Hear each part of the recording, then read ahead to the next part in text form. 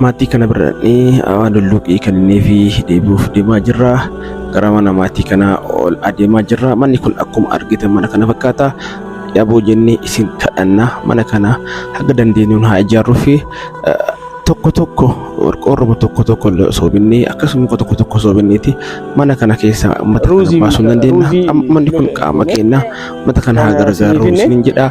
Haga dandeettaniin nu gargaara bira dhaabadha. Mana kana haa ijaarruu fi isiniin jenna. Galatooma. Idime sini akan. Amin. Mana yesa sini akabat. Amin. Eda amlak ene fatare amlak iridachu. Amin. Baunati gamada Rabbi sina gammachisu. Ayyaanni akkam makee kamii dabarsatan isin? Ayyaanni boru. Ayyaanni boru akkamii dabarsatan? Rabbi waan rizqi isin nu kennitan kana wajjin dabarsina. Gammanne Rabbi isin. Akkuma isin jedhe Taahir.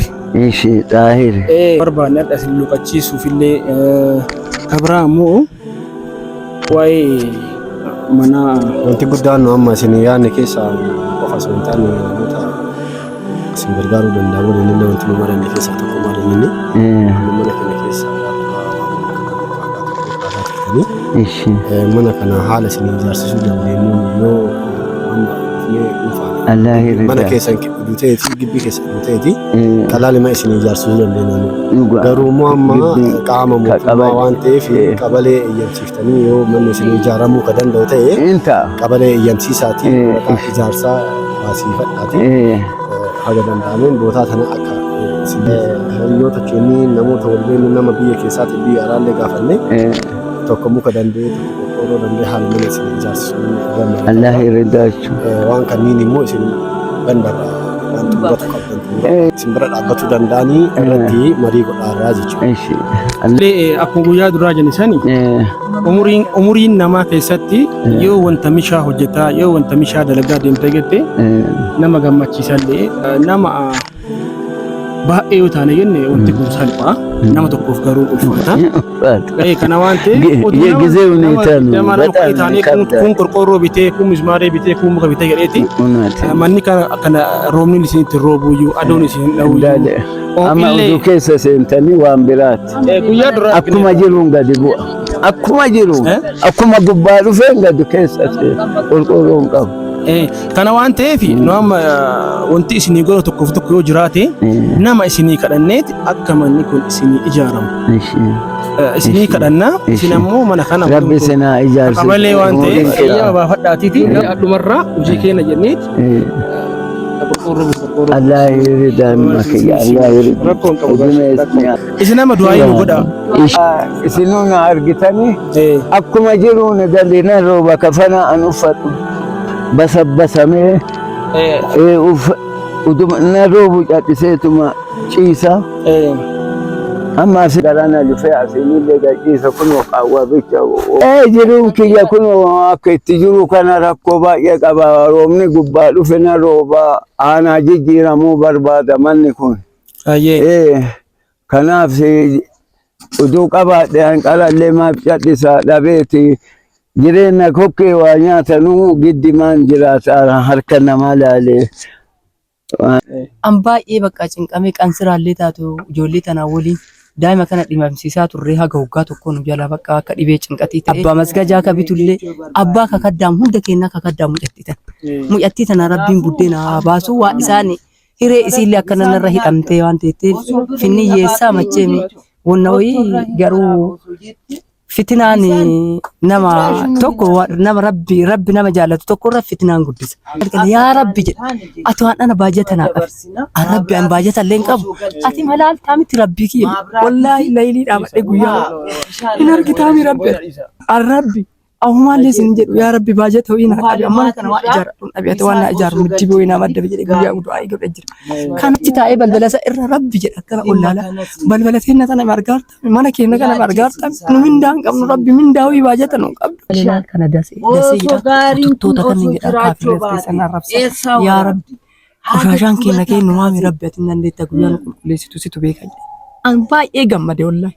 Uumama ilaalaal qabanii maaf inkaan sharaarrannaa uffatu waa gadi haguma hunda kee isaaniiti Angkana lena barecha, angkana lena godhan. Angkanya dhuga le cinqinki. Odo kana bofti wa akkana kana keessa ta'a.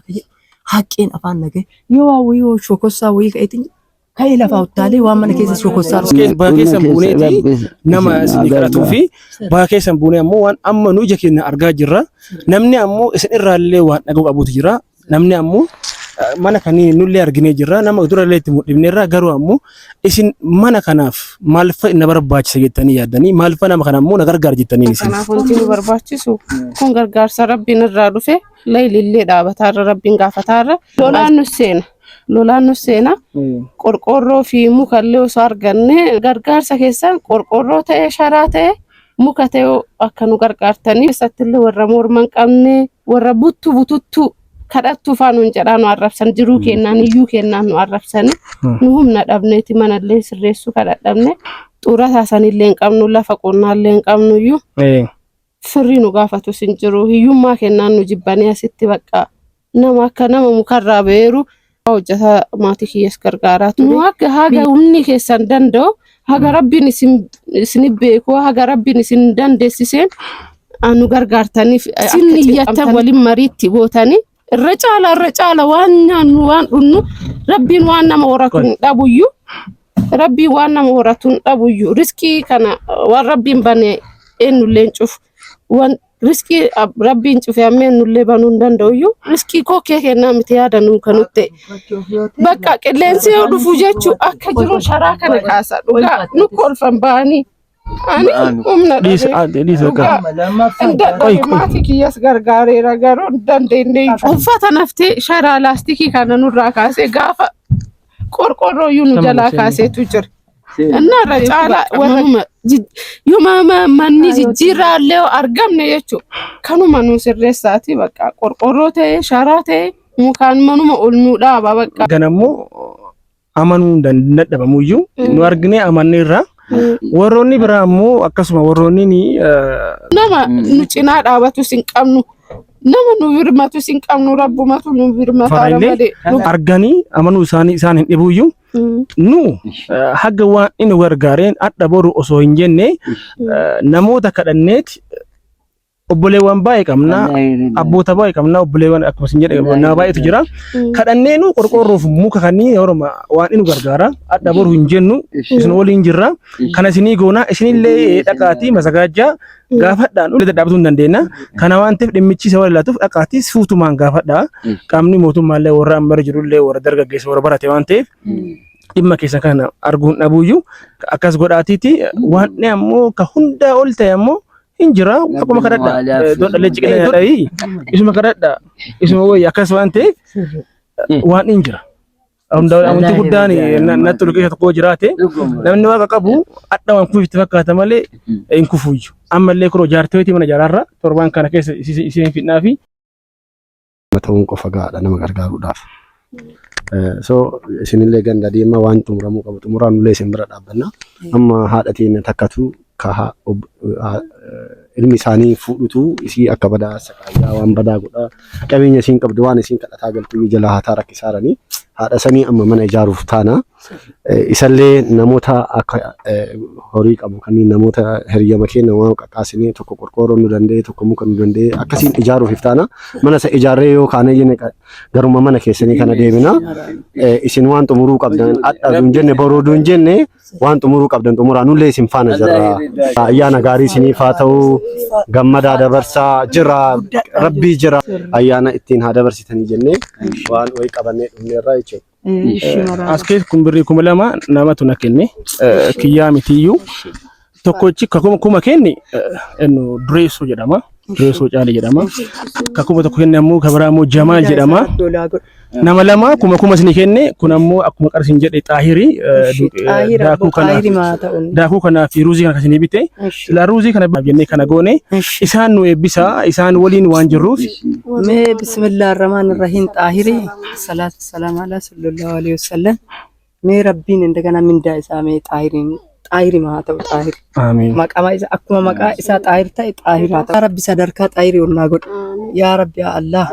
Yaa Rabbi yaa rabbii kiyya haganaa yaadee hagallee olaadee kabirri ammoo dureessoo fi dureessoo kun tokko dureessoo tokko jamaal kuma isinii kennanii kuma lama dureessuma haa ta'u Ameen. inni rakkate Ameen. zarii isaan rakkate Ameen. homaa inni namni isarra haa dharru malee inni homaa rakkate homaa dhabin inni homaa kiisii ufiiti rabbii homaa isaan dhoofin kiisii isaanii abbo duwwaan ta'in rabbiin fayyaa isaa haa kennu jara kanniin sababbiin jara kana jenne sababbii jara kanaatiif akkana taane jenne nullee nama gargaaru ta'e waa wayiiti bahee rabbiin gannu lallabee nullee nama gargaare rabbiin endagana sadarkaa kennallee ol kaasee namallee nama gargaaru rabbiin nu sooma argadhaas ayyaana illee rabbiin ayyaana gaarii isin eebaa ayyaana gaarii rabbiin ayyaana mishaa ayyaana milkii mindaa fandishaa illee dalfatan jenneeti guddaa ta'e isin mitiyyuu bismillah kun waan guddaa tokko wallahi waan guddaa tokko Ameen ameen. Fayyaan utaa ulfaadhaa ayyaanni ayyaana gaarii isiniif haa ta'u.